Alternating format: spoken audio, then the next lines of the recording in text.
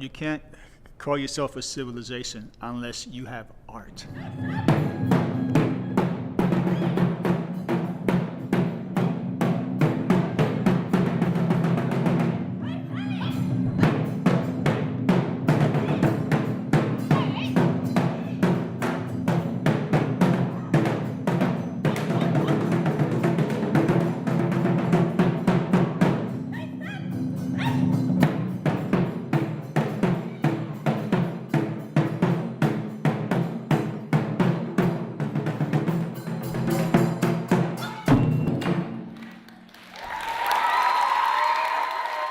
Symphony Space was created in January 1978.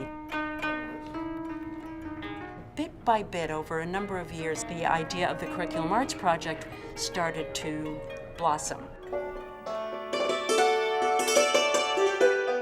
My name is Linda Russell, and I come from Symphony Space.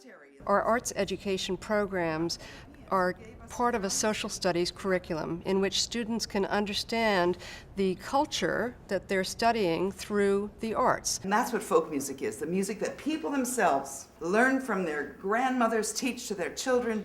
That's the kind of music, first kind of music that ever came to America from Europe.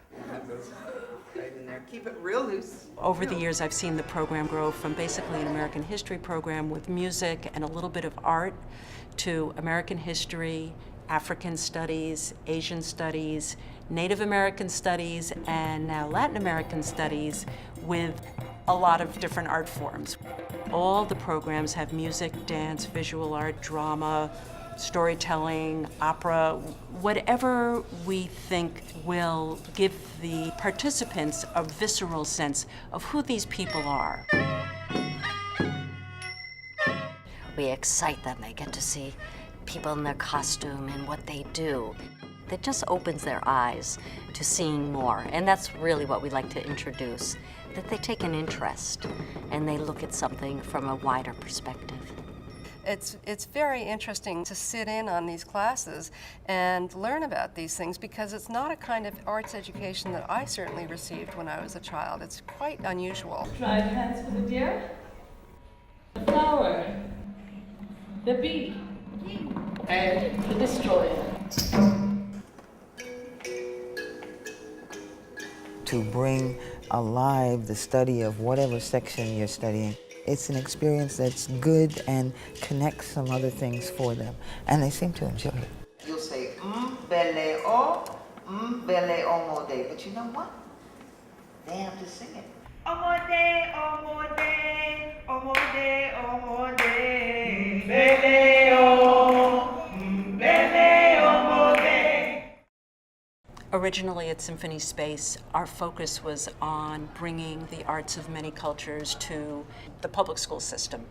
In recent years, we've expanded and we're calling the new expanded version Global Arts. We've received more and more inquiries from different types of organizations, universities, community centers, after-school programs, senior centers. We're really available to do all these things, and it will always be a meaningful and beautiful event. You'll come away with a real taste of a certain culture. An important part of what we're doing is creating the audiences for tomorrow. We want them to become lifelong appreciators of art because it brings such richness to our lives, and we want that for them as well.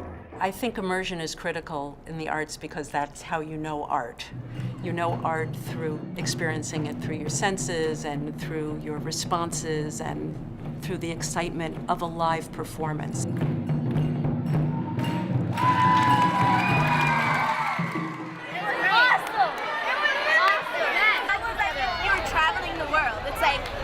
You're in Japan and all of a sudden you're in India.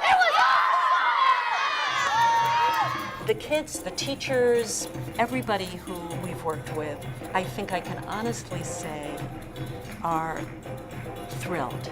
They love the artists. The artists were in the classroom and then they saw them on the stage, and I think it's important for folks of all ages to appreciate, honor, respect, and be curious about everything around the world.